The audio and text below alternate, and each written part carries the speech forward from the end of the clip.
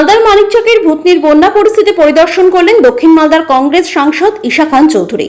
পরিদর্শনের পর বন্যা পরিস্থিতির জন্য কেন্দ্র এবং রাজ্য দুই সরকারকেই দোষলেন। জানা গিয়েছে, বিগত এক মাস আগে মানিকচকের ভূতনিতে 1,35,00,000 টাকা বরাদ্দে নবনির্মিত বাঁধ ভেঙে বন্যা পরিস্থিতি তৈরি হয়। ফুলহারের জলে প্লাবিত হয় গোটা ভূতনির বিভিন্ন এলাকা। এই খবর পেয়ে শনিবার ভূতনির বন্যা পরিস্থিতি পরিদর্শন করেন দক্ষিণ মালদা কংগ্রেসের সাংসদ ঈশা খান চৌধুরী। তিনি স্থানীয় মানিকচক ব্লক কংগ্রেস নেতৃত্ব, সাধারণ মানুষজনদের সঙ্গে তিনি কথা বলেন। সাংসদকে কাছে পেয়ে ভূতনিবাসীর একাংশ বাঁধের কাজের মান ও বন্যা পরিস্থিতি নিয়ে সাংসদের কাছে বিস্তর অভিযোগ তুলে ধরেন। সমস্ত কিছু দেখে শুনে সাংসদ সংবাদ মাধ্যমের মুখোমুখি হয়ে অভিযোগ করে বলেন, ভূতনিবাসীর এই দুর্গতির জন্য কেন্দ্র এবং রাজ্য দুই সরকারই দায়ী। তাই ভূতনিকে বাঁচাতে দুই সরকারকেই এগিয়ে আসা উচিত।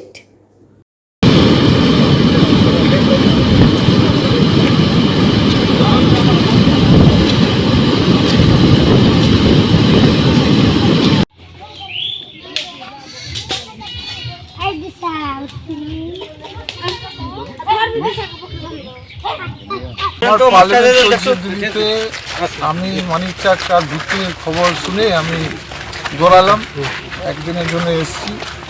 আমার মনটা খুব খারাপ। আমাদের দক্ষিণ চণ্ডীপুর থেকে যেখানে গত বছর জল এক্সপেল হয়েছে, আউট হয়েছে, এখানে তো এবার জল ঢুকছে। গত বছর প্রায় 6 ফুট 8 ফুট জল ঢুকেছে দক্ষিণ উত্তর চণ্ডীপুর এবং হিরানন্দাপুর পুরো ডুবে গেছে, ইলেকট্রিক চলে গেছিলো, কোটি কোটি টাকার চাষ ড্যামেজ হয়েছে। এই বছর দেখছি সরকার জানাবার পরে সরকার সব কিছু জানে যে আবার হবে, আবার হতে পারে, যে কোনো সময় হতে পারে।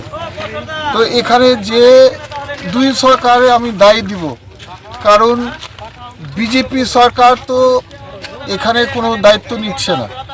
আমাদের ভূতনি বিজেপি সরকারে কি বাংলাদেশে পড়ে না বিদেশে পড়ে সেটা আমি বলতে পারবো না। ওরা হাত ধুয়েছে, ওরা আমাদের এই অঞ্চলটা, এই 3টা অঞ্চলে ভূতনি এরা কোনো কাজ করে না। 2014 সাল থেকে ওরা এখানকার কাজ বন্ধ করে দিয়েছে। আমার কি প্রমাণ, আমি পার্লামেন্ট এই ব্যাপারটা 5 বার বক্তব্য রেখেছি, আর 5 বার জল শক্তি মন্ত্রী মানে ওয়াটার রিসোর্স মন্ত্রী আমাকে জবাব দিয়েছে, একই জবাব। ওনার জবাব হচ্ছে যে এটা আমার কথা নয়, কোনো রাজনীতিক কথা নয়, এটা ফ্যাক্ট যে কেন্দ্র সরকার শুধু দেখে ফারাক্কা ব্যারাজের 12 কিলোমিটার এক সাইড আপস্ট্রিম আর 6 কিলোমিটার ডাউনস্ট্রিম, মানে 18 কিলোমিটার মত। তার মানে লালুবাবু যখন ছিলেন, ইউপিএ সরকার যখন ছিলেন, ইউপিএ সরকার একদম মানিকচক ভূতনি অবধি দায়িত্ব নিত।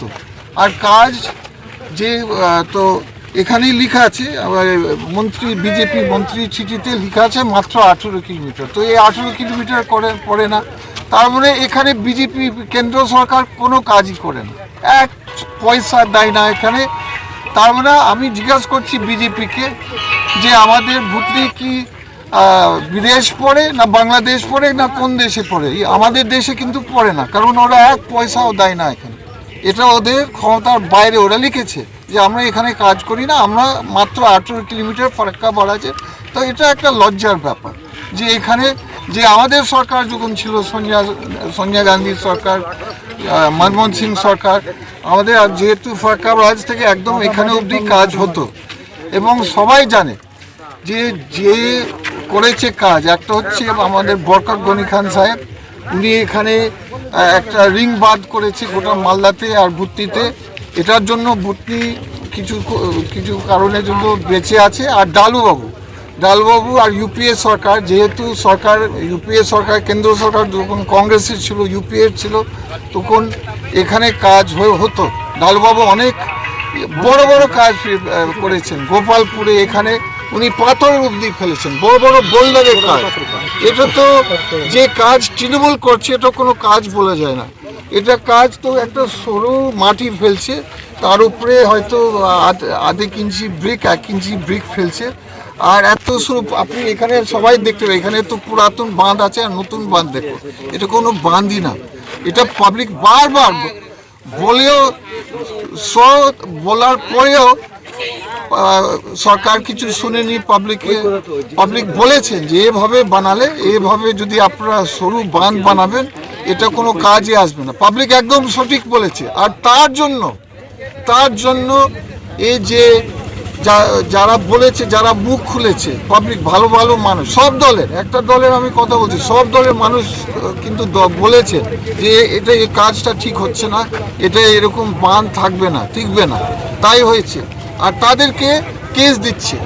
এটা কি সঠিক? এটা কি গণতন্ত্র আমাদের দেশ? এটা লজ্জার লাগার উচিত। যারা একটা ছেলে কালকে প্রতিবাদ করেছে যে এই বাঁধের কাজ ঠিক হয়নি, ওকে কিছু কন্ট্রাক্টরের লোক মারধর করেছে, এটা খুব অন্যায় হচ্ছে। পাবলিক সঠিক কথা বলছে কিন্তু সরকার শুনছে না। মা মাটি মানুষের কথা শুনছে না, কিন্তু এটা খুব বাজে লেগেছে। এরকম কাজ করে একটা সরকার, রাজ্য সরকার লজ্জা পাওয়ার উচিত। আর এখানে একটা বড়, সবাই জানে এখানে একটা বড় লুট চলে। হয়তো 1 কোটি কাজ দিচ্ছে সরকার, এখানে হয়তো আমার ডাউট আছে কি 40 লক্ষ টাকা খরচা হয় কিনা। এখানে একটা গোটা সিস্টেম কারাপ্টেড আছে, এখানে বিরাট দুর্নীতি চলে। এটা নতুন কিছু না। যে মন্ত্রী আছে, কিন্তু মালদাতে এত চুরি হয়, এত 2 নম্বরই হয় যে কাজের আধেকের বেশি আমার মনে হয় লুটে যায়। আধেকের বেশি কেন, 60-70% লুটে যায়। তাই এটা পাবলিকের বক্তব্য, সব পাবলিকের, এটা কোনো দলের বক্তব্য না, কিন্তু এটা জনসাধারণের বক্তব্য। তো মানুষরা কোথায় যাবে? আমার বক্তব্য হচ্ছে চুরি চলছে, আর ফুটবল খেলা হচ্ছে। কেন্দ্র সরকার বলছে আমরা করব না কাজ, এটা রাজ্য সরকারের দায়িত্ব। রাজ্য সরকার সঠিক কাজ করছে না, তার মধ্যে তাদের কাজের মধ্যে একটা লুট চলছে। তো যে কাজ একদম সঠিক হচ্ছে না, তো মানুষরা কোথায় যাবে? আমার প্রশ্ন হচ্ছে কি আমাদের ভুটনি কি থাকবে আগামী দিনে? এভাবে ফুলহার, এবছরে ফুলহার আর গঙ্গা দুটো নদী, বড় বড় নদী মিলে গেছে। এই মিলাবার পরে আমার বক্তব্য হচ্ছে এটা খুব রিস্ক আছে। আমি পার্লামেন্টে বলেছি এই দুটো নদী যদি মিলে যায় আমাদের গোটা ভুটনির জন্য, 3 অঞ্চলের জন্য খুবই রিস্ক। যে কোনো সময় তাহলে যত লক্ষ লক্ষ মানুষ এখানে থাকবে, ওদের বাড়ি থাকবে না, ওদের কিছু থাকবে না, ওদের ব্যবসা বন্ধ হয়ে যাবে, ওদের মানে যে চাষ বন্ধ হয়ে যাবে, সব কিছু বন্ধ হয়ে যাবে। আমি চাই দুই সরকার মিলিয়ে মিশে এটা ভালো কাজ করে। দক্ষিণ মালদার সাংসদ ঈশাকান্ত চৌধুরী মহাশয়, ঘন্ট সাংসদ, ভুতনির জন্য কিছু করেনি। এর আগেও উনার বাবা ডালুবাবু সাংসদ ছিলেন, ভুতনির কথা কখনো ভাবেননি। শুধু আসে, বেশ কিছুদিন বন্যা হয়ে গেল, ইদানিং এ এসে ঘুমটা ভেঙেছে বন্যা দেখতে, ভুতনির অবস্থা দেখতে, কিন্তু রাজনীতি করতে এসছেন উনি। আর দেখতে না আসলে ঠিকাদার সংস্থা বা ইরিগেশন দপ্তর ওকে শেয়ারটা দিবে না, ভাগ দিবে না, কিছু উল্টাপাল্টা বলতে হবে। আর সেখানে এরা হচ্ছে কি চড়ে চড়ে মশরা ভাই, ডাকাত রানী মমতা ব্যানার্জি, 4 এনডিএ শরী, কংগ্রেসের দিল্লিতে দোস্তি, এখানে কুস্তি, তারই শরিক হচ্ছে কংগ্রেস, অর্থাৎ চড়ে চড়ে মশরা ভাই।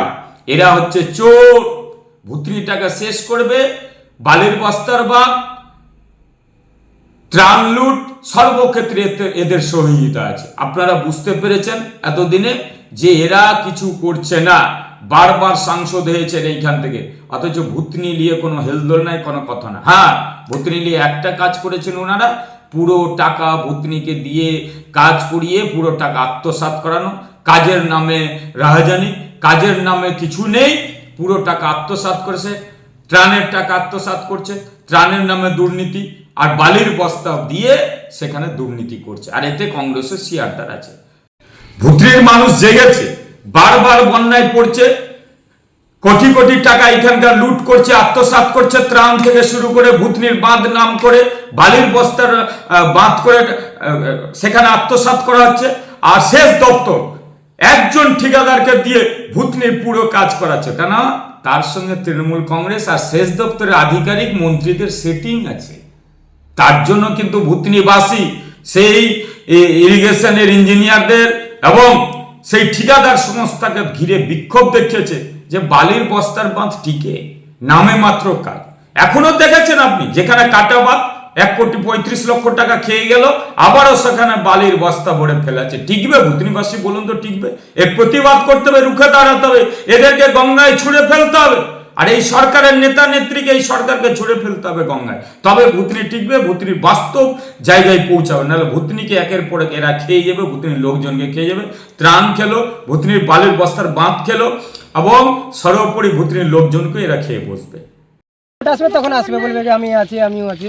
কোনোই না, এখন কোনো কিছুই নাই, না মেম্বার, না প্রধান, না কোনো নেতা, না কোনো ক্রেতা। এটা আমাদের উত্তর চণ্ডীপুর পঞ্চায়েত। বাচ্চা কাচ্চা নিয়ে কত কষ্টতে আমরা এখানে সন্ধ্যা লাগে বাবু, আর সাপ, কত সাপ চলছে এখন, তোমরাই দেখো কত সাপ গেল বার তো